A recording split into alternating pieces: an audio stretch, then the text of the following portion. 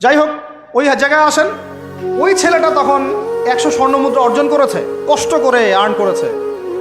যে আপনাদেরকে বলে যে নিজের পায়ে দাঁড়াও, তারপরে তোমার সাথে রাজি। সে অনেক কষ্ট করে 100 স্বর্ণমুদ্রা অর্জন করে মেয়ের কাছে গিয়েছে। চাচাতো বোনকে বলেছে যে স্বর্ণমুদ্রা নাও, এখন বলো তুমি রাজি না রাজি না। সে মেয়ে বলছে হ্যাঁ ঠিক আছে। তো এখন দুজনের মধ্যে যা হওয়ার তাই হচ্ছে। অ্যাডাল্ট আপনারা সবাই বুঝেন।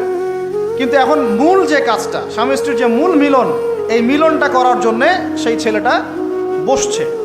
হাদিসের মধ্যে আসছে এভাবে, দুই পায়ের মাঝখানে বসে পড়ছে ছেলেটা, এখনই জাস্ট শুরু করবে। তখন ওই মেয়েটা বলে উঠছে যে হে আল্লাহর বান্দা, আল্লাহকে ভয় করো। আমি আমার সতীত্ব কখনো নষ্ট করি নাই, তুমি আল্লাহকে ভয় করো। এই কথাটা যখনই বলছে তখন ওই ছেলের মনের মধ্যে এমনভাবে একটা রিয়াকশন জন্ম নিয়েছে, আল্লাহর পক্ষ থেকে একটা এমন একটা নূর আর হেদায়েত চলে আসছে। ওই অবস্থা থেকে ছেলেটা উঠে চলে গেছে এবং স্বর্ণমুদ্রাও দিয়ে দিচ্ছে, যে স্বর্ণমুদ্রাও আমার দরকার নেই, যা।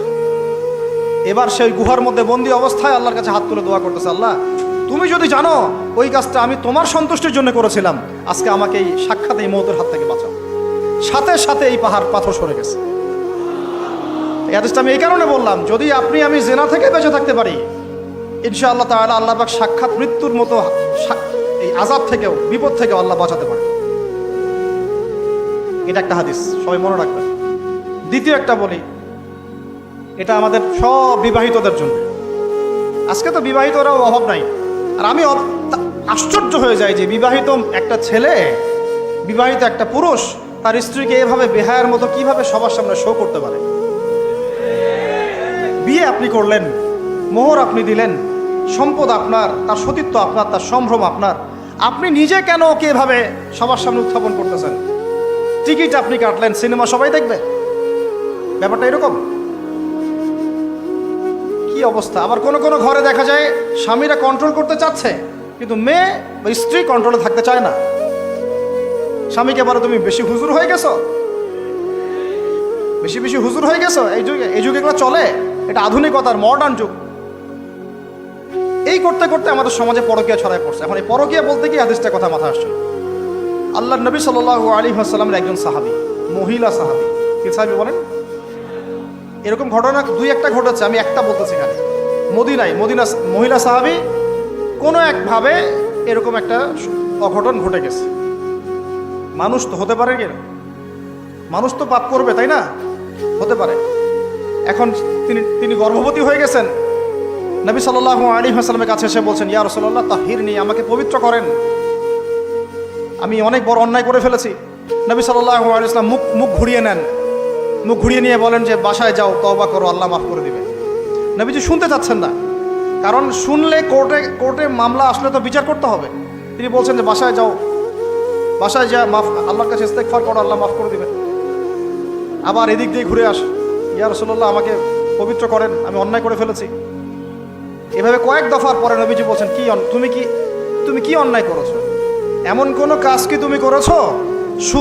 সুরমা দানিতে সুরমা নেয়ার সময় আমরা যেভাবে নেই, এরকম কোনো কাজকে তুমি করেছো? মানে উনি শব্দটা উচ্চারণ করলেন না মুখ দিয়ে, একটা এক্সাম্পল, মিসাল দিয়ে বুঝালেন। তুমি কি এরকম কোনো কাজ করেছো? অ্যাডাল্ট্রি কোনো কাজ করেছো? তো তিনি বলছেন, হ্যাঁ আমি গর্ভবতী হয়েছি। নবী সাল্লাল্লাহু আলাইহি ওয়াসাল্লাম আমার বিচার করে দেন। তিনি বলছেন যে বাসায় যাও, আগে সন্তান জন্ম দাও, তারপরে দেখা যাবে। সন্তান জন্ম হলো, সেই মহিলা আবার এসেছেন, সাহাবী, ইয়া রাসূলুল্লাহ আমার বিচার করে দেন। বলছেন সন্তান জন্ম হয়েছে, হ্যাঁ। এখন সন্তান কি করে? দুধ পান করে। দুধ পান করাও, 2 বছর দুধ পান করাও, তারপরে বিচার করে দেবে। 2 বছর দুধ পান করা শেষ, সন্তান এখন শক্ত খাবার খেতে পারে। কোলে করে সন্তানকে নিয়ে আসছেন। নবী সাল্লাল্লাহু আলাইহি ওয়াসাল্লামকে বলছেন যে ইয়া রাসূলুল্লাহ, এই যে আমার বাচ্চা দেখেন খেতে পারে, এখন একে আমার বিচার করে দেন। দেখেন তাদের পরকালের কনসেপ্টটা কেমন ছিল, তাদের পরকালের চেতনা কেমন ছিল। এবার নবী সাল্লাল্লাহু আলাইহি ওয়াসাল্লাম বলেন, তোমাদের মধ্যে কে আছো এই বাচ্চার দায়িত্ব নিতে পারো? একজন আনসারী সাহাবী বলছেন আমি। বাচ্চা তার কোলে দিলেন, দিয়ে বলেন এই তাকে নিয়ে যাও, নিয়ে গিয়ে অমুক জায়গায় নিয়ে তাকে রজম করো। কি করো? রজম মানে কি ভাই? কোমর পর্যন্ত মাটিতে গেঁথে দিয়ে পাথর নিক্ষেপ করে, এই রজম করতে গিয়ে তার গা থেকে রক্ত ফিনকি বের হয়ে কোনো একজন সাহাবীর, সম্ভবত খালিদ ইবনে ওয়ালিদ রাদিয়াল্লাহু আনহুর জুব্বার মধ্যে গিয়ে লেগেছে। তো তিনি কিছুটা তাচ্ছিল্যের স্বরে একটা বাক্য প্রয়োগ করেছেন, ছি এটা কেমন হলো, হ্যাঁ মানে মানে কিছু বলেন নাই, জাস্ট একটা রিয়াকশন দিয়েছেন যে নবী সাল্লাল্লাহু আলাইহি ওয়াসাল্লাম এই কথাটাই বলতে চাচ্ছি আমি। তিনি বলেছেন, হে খালিদ তুমি থামো, তুমি তাকে এভাবে করো না, আন্ডারএস্টিমেট করো না।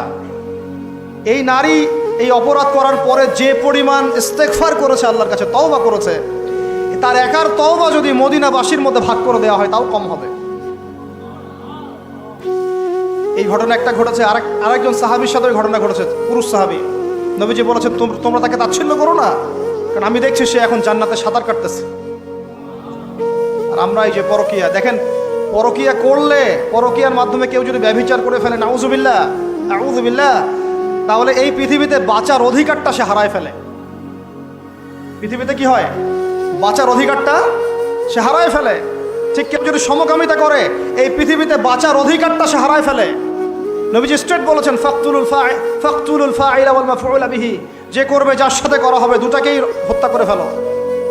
কেউ যদি ধর্ষণ করে, বাঁচার অধিকারটা হারায় ফেলে। কিছু পাপ আছে যেগুলো করলে তওবা ইস্তেগফার করা যায়, আল্লাহ হয়তো মাফও করে দিবেন, কিন্তু পৃথিবীতে বাঁচার অধিকারটা মানুষ হারায় ফেলে। এইটাকে আমরা এইভাবে প্রমোট করতেছি এখন। কে কে এগুলো নিয়ে ফিকির করে এখন, মনে করে যে এটা তো আধুনিকতা। অনেকে ওয়াইফ, একটা শব্দ আছে ওয়াইফ সুইপিং, একজনের ওয়াইফকে আরেকজনকে দিবে, ওর ওয়াইফকে সে নিবে, রাত কাটাবে, নাউযুবিল্লাহ। এটা পশ্চিমা সভ্যতা থেকে আসতেছে, জানেন। চোখ কান খোলা রাখেন, আমরা নিজের অনেক বক ধার্মিক সাজার চেষ্টা করতেছি, কিন্তু সমাজটা নষ্ট হয়ে যাচ্ছে। এটাকে সংস্কার করার দায়িত্ব আমাদের। এর উপরে তো আবার বাণিজ্য আছে, মানে এটা তো বাণিজ্যিক একটা প্ল্যাটফর্ম হয়ে গেল। যত বেশি পারো বাণিজ্য করো, এটা উপলক্ষে অমুক ছাড়, এইটা উপলক্ষে তমুক, এইটা উপলক্ষে অমুক নাটক, এটা উপলক্ষে অমুক গান, এই উপলক্ষে অমুক সিরিয়াল, এই উপলক্ষে অমুক টেলিফিল্ম। এই যে বাণিজ্য, এগুলো কিন্তু কর্পোরেট জগতে যারা থাকে, এই কর্পোরেট সেকশনে মানুষের একটা বাণিজ্য, একটা দিবসকে কেন্দ্র করে বিশাল একটা বাণিজ্য করে আপনার ঈমান আমল কোথায় যায়, যা কোর পকেটে টাকা আসলেই হইল। আল্লাহ রাব্বুল আলামিন আমাদের সবাইকে এই চলমান জাহেলিয়াতগুলোর বাস্তবতা বোঝার তৌফিক দান করে। অনেক কথা ভাই, বলতে গেলে অনেক কথা, আর একদিনের কথা বলবো। আমরা দোয়া করি আল্লাহ পাক কক্সবাজার এলাকায় এমন একটা দিনের মার্কাজ আমাদেরকে করার তৌফিক দান করেন, যেখান থেকে ইনশাআল্লাহ দিনের আলো পুরা কক্সবাজার সহ পাহাড়ি পার্বত্য এলাকা ছড়িয়ে পড়বে। সমাজ সংস্কার না করতে পারলে আমরা বাঁচতে পারবো না। আপনাদের মধ্যে যাদের সামর্থ্য আছে, কেউ জমি দিয়ে হলে সাহায্য করেন, কারো যদি সামর্থ্য থাকে অর্থ দিয়ে হেল্প করেন, কারো বুদ্ধি আছে বুদ্ধি দিয়ে, পরামর্শ দিয়ে সহযোগিতা করেন। দিনের স্বার্থে, আল্লাহর জন্যে, তার রাসূলের দিনকে টিকিয়ে রাখার স্বার্থে, সমাজের জাহিলিয়াতগুলো দূর করার স্বার্থে দিনই মার্কাজগুলো প্রতিষ্ঠা করার কোনো বিকল্প নাই। অযথা একদিনের মাহফিল দিয়ে আমি আসলাম চলে গেলাম, এক বছর আপনার সাথে আমার দেখা নাই, দিয়ে আপনি সমাজ সংস্কার করতে পারবেন না। এভাবে দিন কায়েম হয় না। ইকামতে দিন অনেক কঠিন বিষয়, প্রত্যেক দিন প্রত্যেক রাতের মেহনতের উপর দাঁড়ায় থাকবে ইনশাআল্লাহ।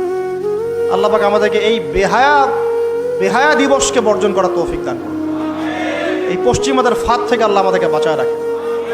আল্লাহ রাব্বুল আলামিন আমাদের সবাইকে যেন এই জেনা, ব্যভিচার, পরকিয়া, তারপরে সুদ, মাদক, সমকামিতা, ট্রান্সজেন্ডার, এই সমস্ত ফিতনা থেকে আল্লাহ আমাদেরকে হেফাজত করেন।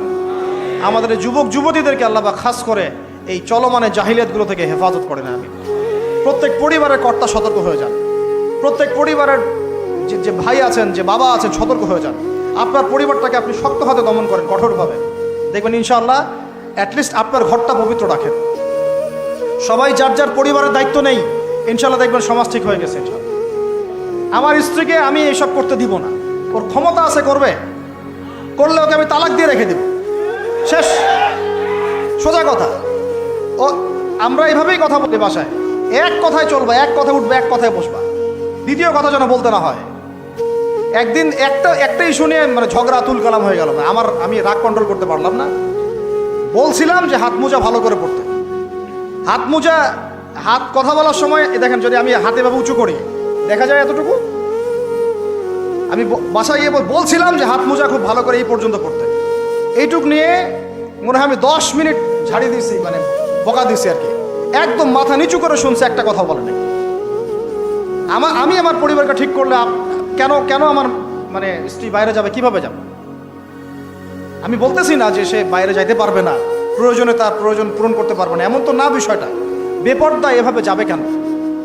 বেপর্দায় ফিতনার মধ্যে কেন যাবে? আমার মেয়ে, আমি জন্ম দিলাম, আমি বড় করতেছি, আমি খাওয়াই, মানে আমি খাওয়াই বলতে মানে কি, আমরা উপার্জন করে আমরাই খেতে খাওয়াই নাকি? আমরা ওসিলা না রিজিকের, আমরা কামাই রোজগার করে নিয়ে আসি। আমি খাওয়াই বলতে বোঝাচ্ছি আমরা কামাই রোজগার করে নিয়ে আসি, আমাদের ভালোবাসা দিই, মহব্বত করি, তিলে তিলে আদর মহব্বত দিয়ে বড় করি। আমার মেয়ে কেমন করে বাইরে যায়? কেমন করে বাইরে যাবে?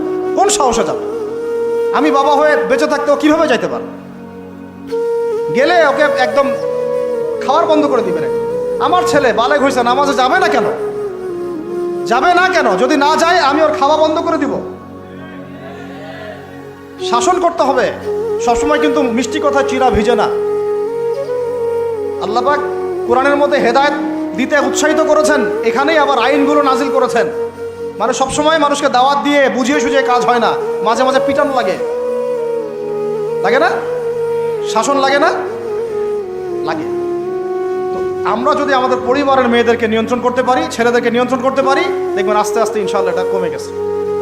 আর যদি এভাবেই গা ছাড়া দিয়ে দেন, আমি বলেছি বেশি দিন লাগবে না, আর 10টা বছর পরে নাউজুবিল্লাহ আমরা আশ্রয় চাই আল্লাহর কাছে, এমনটা যেন না হয়।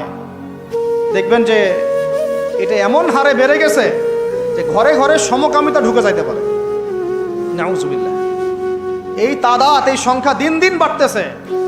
আপনাদের শহরে, আপনাদের এই অনেক অনেক এই যে এখানে আমি অনেক মাহফিল করেছি, অনেকেই আমাকে চিরকুট দিয়েছিলেন যে ভাই এখানে সমকামিতা বেড়ে যাচ্ছে, এই বিষয়ে কিছু বললেন।